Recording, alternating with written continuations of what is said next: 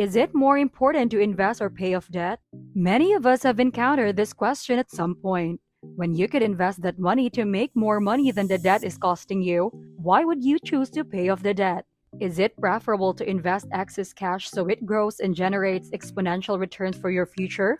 Or is it better to utilize it to pay down or at least down the debt you've accumulated? The truth is that any option is plausible, but you might be shocked by the difference this simple choice can make. In some circumstances, the decisions made today could determine a future difference of hundreds of thousands or even millions of dollars. Hello there!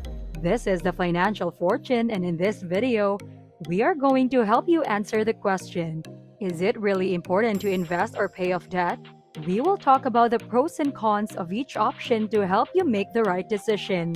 Before we proceed, don't forget to leave a like, click subscribe if you haven't already, and hit the notification bell to be notified whenever we release new videos. Let's start. The first thing that you need to do before deciding is to build a strong financial foundation. This essentially entails saving up enough money in an emergency fund that is only used for unforeseen expenses. Paying off debt or investing is useless without having money set aside because a single financial disaster might have you starting over. You'd be compelled to take money out of your investments or to take on debt if you didn't have any cash saved up and your car needed a major repair. A safe amount to aim for before deciding is 3 to 6 months worth of expenses and savings. The extra room your budget will have after paying off your debts and becoming debt-free could be its best part. It can be challenging to pay yourself in multiple withdrawals for debts are being made from your account. The more payments you have, the more likely it is that you are barely getting by and living paycheck to paycheck. When this occurs, it appears as though you are only going to work each day and pay your bills and not moving your finances forward. Even though your loan balance may be gradually decreasing, a large fraction of your payments go to the lender as interest. It will appear as though you have received a hefty increase once all loans have been repaid.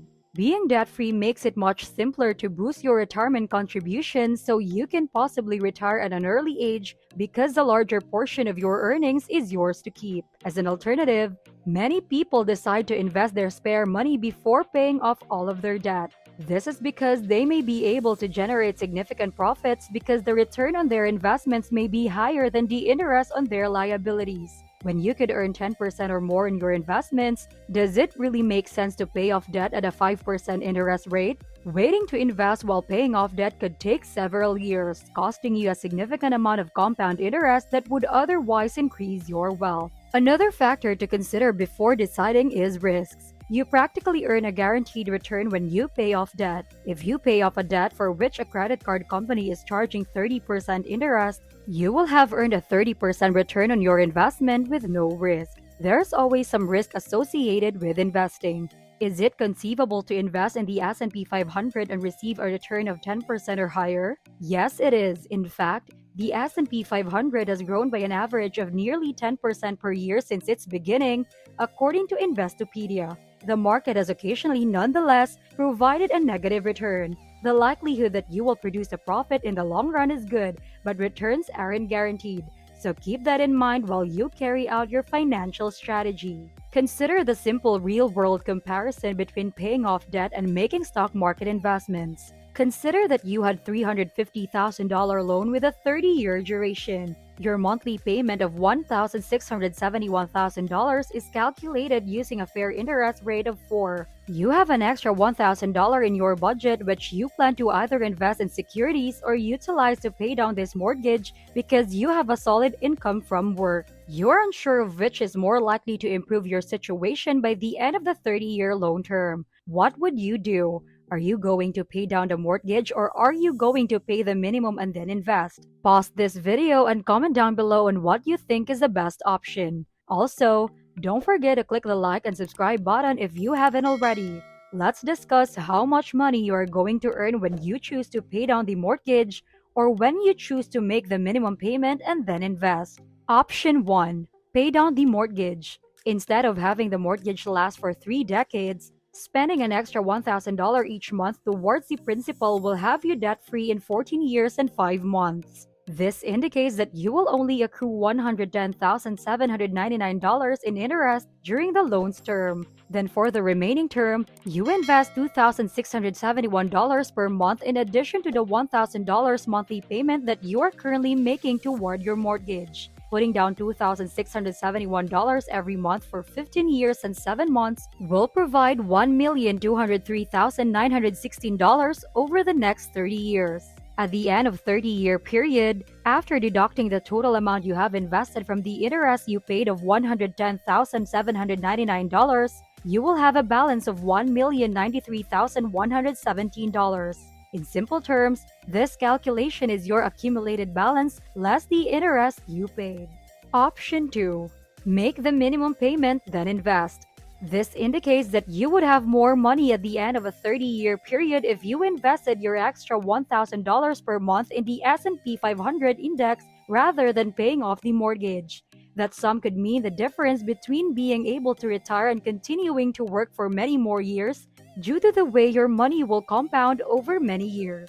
Of course, this presupposes an average return that is realistic over a long period of time and ignores the risk associated with stock market trading.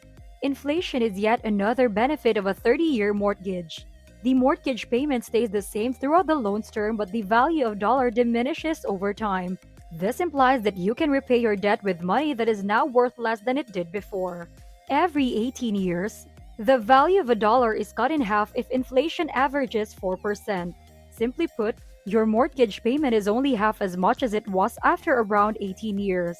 It's worth less now than it did when you took it out while using a dollar to pay off debt. Additionally, you have the option to invest in assets that outperform and stay up with the inflation, offering you the combination of the two. There are two reasons why a mortgage is a more extreme example when considering whether to invest or pay off debt. First, the fact that a mortgage normally has a fairly low interest rate. With an average mortgage rate of roughly 3% and a current rate of close to 5% in 2021, it may be the lowest one available. You are borrowing money for practically nothing since that is extremely close to the rate of inflation. Because of this, some investors actually prefer mortgages. The second is that mortgages are lengthy debts that are often last for 3 decades. With such a long loan period, the decision of whether to invest additional funds or pay down the debt is much more important and should be carefully considered. There aren't as many factors to take into account as one might originally believe while making a decision. Cash flow is undoubtedly a significant advantage that can free up your budget, which is crucial for older investors in particular. Cash flow is your top priority as you approach retirement, not which investment strategy will generate better returns in 30 years. When choosing a plan, risk must also be taken into account, and this must be understood.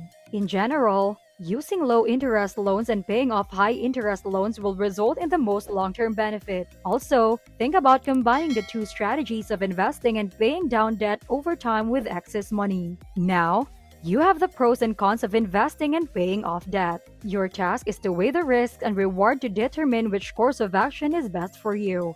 Take into account both options' advantages and disadvantages. Which of the options do you think is the best? Comment down below. This is the Financial Fortune, and thank you for watching.